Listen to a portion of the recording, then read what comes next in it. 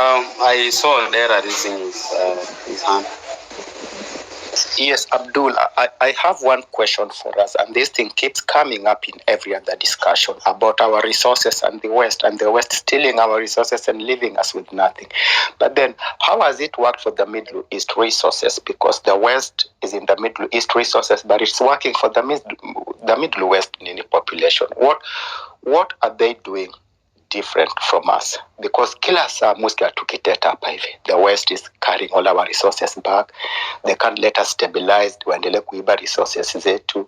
Yet the Middle East has got a lot of resources, and the West is in their resources, but then it is working for them. What are they doing differently? What are they doing that we are not doing?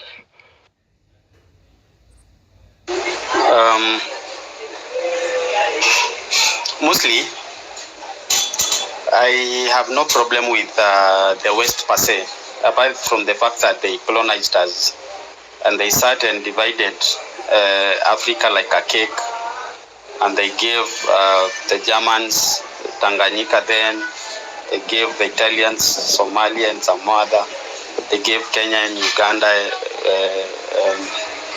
to the British. They gave the French most of the West Africans, including the likes of Mali. They gave the Spanish some others. They gave like I have no bigger reasons,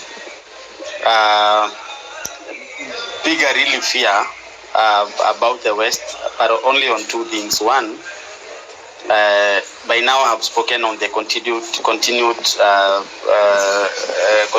colonization of those 14 Francophone countries, in which any attempt for any leader, the Mali leader tried to step out of it, and he was toppled out of power.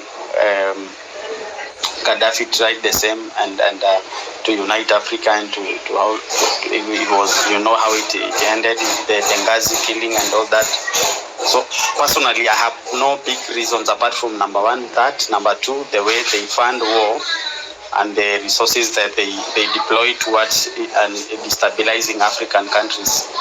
Apart from that, how I view the future of Africa and why the Middle East is successful and Africa is not. Number one, the system of governance. Them they are led in a unitary manner, almost authoritarian. When you compare the leadership in the Middle East and the African countries, we are under the fake illusion that democracy can work on us, and we think and we live hoping that we elect leaders who have the best interest in us, but they are funding their own interest. So there's the aspect of corruption that democracy brings. There's the aspect of division of people, whereby you divide those that are pro-government and those that are against the government, and most of the times ruling are divided people. Like right now we have Azimio versus the Uda Kenya Kwanza people that support the government, and others that are protesting and all that. So Africa and their idea of leadership is difficult. When you go to the UAE, you go to the likes of Kina Yemen, the likes of Kina Palestine, the likes of these unitary governments, whereby they rally people behind a cause, and there is no opposition to it. And this you can even see. Also, China is part of East, India is part of the East, and you see how much progress they're able to make, because democracy gives people a false illusion that they're in charge of their own affairs, but then it's not. So to answer you, Odera, based on those two issues, for me, I have no issue with the West, apart from they peddle a fake idea of democracy that never works. And number two, the concept of the Middle East, the reason why they succeed is because they have strong leadership. And if they cough, by the way, and say they are going to raise their fuel prices because of one policy that has been done by the US, you'll see Joe Biden the next day flying the US Air Force One, going to negotiate with them and to remove those sanctions that they put, because they have fuel, and their leaders speak in unison. When they say they want, those OPEC countries, they say they want to raise fuels, they will raise fuels. When you come to Africa, you'll see Museveni is saying this, Ruto is saying that, almost also contradicting. You saw that at the UNGA, the UNGA, the UN General Assembly. They were saying this, they oppose each other, And for us, unless we have a system that is fit for Africa, that is tried and tested, and we found it is working for Africa, then I think we are copying the West and we are living in their shadow. Whatever they do, they produce a constitution, we produce a constitution almost next to them. They say that democracy involves this and this. We give even the less qualified people the chance to vie and to lead, and even the less qualified people the chance to vote and to make to have an opinion over the matter of state. It will need a paradigm shift on how we choose our leaders, and I am anti-democracy in the biggest way possible. Africans cannot thrive on democracy. Democracy has been tried in Africa, it has failed. Where there is some sort of monarchy and benevolent dictatorship, especially in Rwanda, at least now you are seeing there's some progress. I think that's how I can respond to you. Also, let me just point out something before Morevi, because you raised your hand. There is what you call organic. When a society grows organic without interruption, like let me give you an example. Maybe high school, primary school. When you enter primary school, when you're in standard 1, if those who went to standard 1, I don't know what they've called it, because this whatever they're calling CBC. So you find there is a standard 8. So there's the top G's at standard 8. You understand? So when you enter that, you understand there's a hierarchy. Kuna ule mse standard 8, hata shule inajua, hata walimu wanajua, huyu jamaa ndio top G. Yeye ndio kuse. Then there's that kind of an order whereby it goes. Then when kamono umeingia, you now you need to be shown what to do, whatever it is. So what happens when an interruption comes, an invasion, whereby now a foreign thing just comes, maybe like this CBC imegawanya hapo standard 4, sasa imerushanisha watu wengine wamekuwa sijui hapa whatever, sijui hata wanahitaji, I should educate myself, wamekuwa secondary at whatever age, hapa whatever, then there's another, yani it's like a reorganization of the society. So now when you start that kind of a disruption, what happens is that for people now to like come again and organize, and like there's that kind of level of order, like what you had, I was saying the other time, what you had in England was that they had they had already kingdoms already. They had established their way of, So being a king in England, haikuwa ati kama vile president anachaguliwa Kenya. My friend, if you were weak, if you were stupid, if you were anything, like ungekuwa na ka fault kadogo, you're overthrown, you're poisoned, assassinated, anything. Because everybody is trying to be the people who are qualified, who have the ability, looking at that seat and like that motherfucker kikaa vibaya mimi naichukua. So it forced people kind of to be kind of the hierarchy of leadership, kind of be the cream of the crop, if you get what I'm trying to say, in the European kind of setting. So that when they switched now even to the democratic kind of way, they already had that kind of social fabric whereby they had built themselves, in a way that we know royal family ya kina fulani sawa, they control the shit, au ndio kusema nini na nini, and they've been doing it for many years because they qualify. They are the from battle and from whatever. Mkubwa tukusikii kama unaongea mkubwa. Unasikia sahi? Ama it's me alone who can't hear. Wacha nitoke nikuje. Hapana, wewe endelea, achana na nani. Abdul anahitaji bundles. Abdul ameingia kwa shimo. Anyway, so that kind of organic growth, when you have it for a long time, the people at the top actually merited, You understand? Your billionaires, the top Gs, the whatever, they wamefika hapo because of some kind of, ujanja wako nayo. The Rothschild, the Rockefeller, the whatever, or the 13 families who run the shit. So those people wamefika hapo because they're not idiots. No. They're people who prove like they can fuck with people, unajua, and make you go to war and, anything. So wamefika hapo for a reason. So for us, because we are a conquered people, we have been disrupted. Order yetu ilikuwa disrupted. Our kings, our kingdoms, empires imekuwa disrupted. So the people who are put now on top, they must sell out, nini, whatever we can call them. So at the end of the day, we find it hard to even we find it hard because already kuna imbalance imewekwa. The people who are now the top, seti wale wana really, if you look at it closely, seti the people in our empires and kingdoms and our social orders walikuwa nafaa kuwa the top. Maybe the people who were there, the top G's at that time when we were being invaded, were wiped out or were enslaved or were destroyed or whatever it is. So wale ikuja sasa after the invasion, wamekuja like puppets of the invader in that kind of a sense. So for now, for what we're trying to do is kind of rebuild ourselves, unashika, so that the people who were really merited kuwa the leaders warudi back to your position, alafu wao wengine waliinstoliwa tusaidii wakuwe tu waondoke hizo position. Because if you look at Middle East, probably there's a Saudi Arabia, kuna royal family,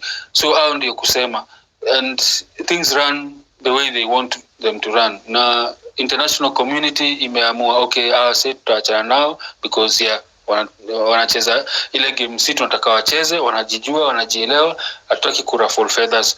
So in other instances, I would also say a cultural religion like Islam, because I do not consider Christianity has a culture. In terms of Christianity, I call it a religion with no consequence. So that when you have a cultural faith whereby the religion imparts culture into the community, so that you have the social order, social fabric is now strong, that people don't steal. Seti mtu anaenda pale anafikiria the way I can steal from fulani and fulani. People are brought up from utotoni wakijua okay, we are a great people, we have a great tradition, we have a great culture, we have a great religion. They respect themselves, they respect others. So you have that thing from utotoni, watu wanagrow wakijiheshimu, wakijipenda.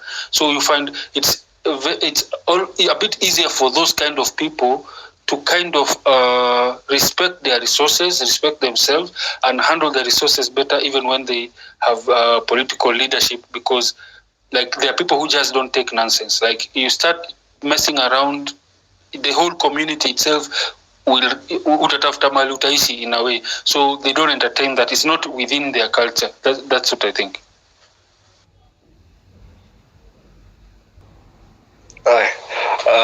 Abdul, mimi I wanted to counter. Kwanza, first of all, you guys want to take us back. We used to have that one leader, one community, that type dictatorial. Acha niweke hapo for lack of better words. We had that type of system, but it will never work. It cannot work because in the previous times we were nations. Like it was a Kikuyu nation, the Meru nation, with our leaders, with our own warriors, and we fought for this land. Understand? Ikwe Uganda, Japan. Oh, sorry, Japan is not in Africa. In Africa, basically, we fought. So see, kama nini, Dubai or those countries where there's this leader that created a town like Magadi. Me, when I was young, I used to move through Magadi. I didn't know it's a private town. Juzi nimeenda, I can't even go because the town ni imetengenezwa for those people. The hotel, the schools, the everything. Imetengenezwa just for those people. No. So that is how it is uko kwa Arabu. Kwa Arabu, the forefathers, mtoto wa the current king, Lindo alianzisha maguka yake, ndo walianzisha hiyo civilization, walikuwa na barbarism, wakapiga the former leader, take over. That is how it was. So it cannot work here kwa sababu sisi tulikuja, kila mtu alikuwa na path yake. For us to be in 2023 living harmoniously, hatuna vituko mingi. back then watu walipigana, watu waliuliwa, watu walifanyiwa all those things, what we are told, because mimi sikukuwa, but I tend to think because maguka zetu na nini wamekufa na hizi vitu. So haiwezi kuwa sasa saizi mtu ambia ati Kenya sasa itakuwa ya mama ya mtu, ati sasa Abdul tuseme for example you are going to lead us na nini. No, akwendi hivyo. Hadi China yenyewe iko na leaders, as much as it's one ruling party and everything, is a combination of over 200 and in the background even more than the 200 leaders. So democracy is the way. Hakuna ile siku utaniambia ati democracy cannot work for us. That is the only way for any human being. Kwa sababu mimi nataka time yenye umeni wrong Abdul nikuwe na right. Si ati sasa juu ni king you can come and do anything that you want. See, I want that democratic right that hawezi niambia ufala. Unaona? Nobody is above the law. Ni huku tu Afrika wanapewa hiyo liwe wanafikiria. But tukiangalia sasa tutumie ka example ya kina Ruto. Naona the same way Matenge alitumia vitu zake ndio walitumia kwake. So hiyo inakuprovia hii kitu inafaa kuwork if we actually use it in the right way. Kwa sababu hakuna ile siku president anafaa ati yako above the law ama ati mkubwa wa polisi ako above the law. It doesn't work like that. Democracy ni everybody is equal. This system is here for us. So the only problem that we have, tuko na watu wenye wanafikiria they own the system. No. Just because wamefanya sijui ni brainwashing ama ni kublock information. I don't know what. It's just a combination of hizo vitu zote. Of which, if back to my point, tukiendelea kuenlighten our people, hawatakaa hapa kama mafala. Watajua mazee, mimi nikiwa huko Northeastern, kuna pesa yangu, kuna mtu mwenye anakula resources zangu. Sijui kama unanielewa Abdul. So mimi nimekuja tu kupinga hiyo party yenyu ya kusema sasa we should be like au Arabu na nini. Sikatai, their systems are working because it is their system, wao wame creative.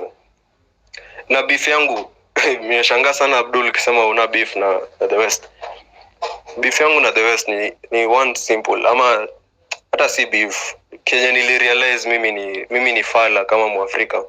At the point where the US ama the West ama wherever tukipewa loan in euros, in all those currencies, tukiletewa wataleta in those big currencies with big big interest.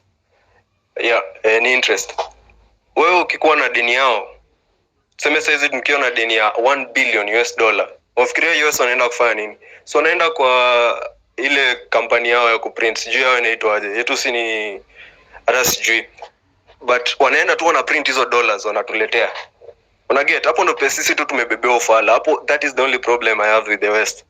Ukiangalia hadi Russia walikuwa wanatishia wanasema basi sawa sisi tutatumia our own currency. That is the only beef niko nayo na the West, because hao wametucheza cause wanatupea loan bado wao ndo wanajenga na nini. So difference yetu na au mnajaribu kuwaita Waarabu in collection. Difference tu ni watu waliheshimiana. Unaona?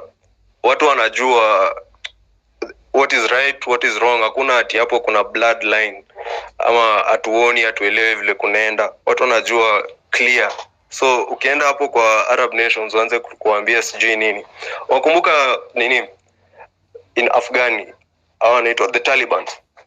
Si imekuwa 1 year after the US wametoka na watu wako sawa tu. In fact wali invent a supercar juzi tu.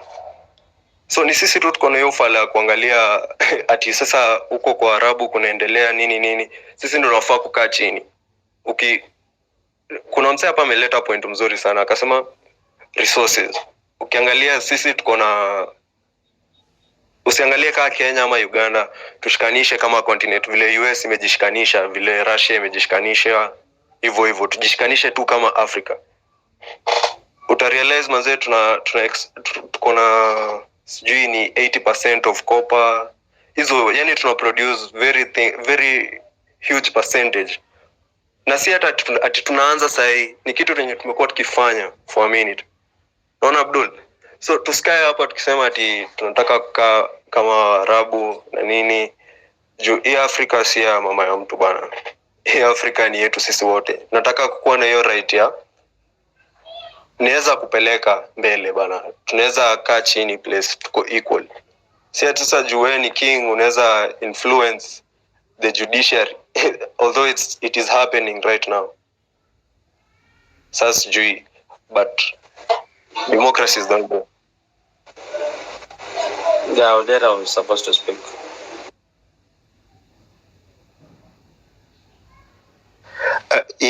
Yeah, the reason for bringing this Middle East thing was that I think the problem is not the West, the problem is us. There is something that we are letting the West do that the Arab world is not letting the West do with their resources. And if we can correct that, then I think we can also correct how the West is treating us generally. Alafu when it comes to democracy, sometimes the economy can be good, the money can be flowing, kila mtu anaishi vizuri, but there's something about your freedom. Unaona? And that is why kulikuwa kuna this Arab uprising. Libya walikuwa wanaishi vizuri sana. But mbona wasiendelee kuishi hivyo tu? Unaona? Inafika time you want your freedom. You need your space. Venye Murithi anasema. You need your space. You need to speak up. You just need to be in a free world and do your things in a free manner. Unaona? So it's not about uchumi ni mzuri, kila mtu anakula, kila mtu analala poa. Saudi Arabia kidogo sana wagome, waanze ujinga Arab uprising. Mohammed bin Salah akaleta a lot of changes and a lot of rights, especially to women. So today women can drive, women can move around more free than they used to before. So there is something about freedom that only comes with democracy. And that's the point I wanted to make.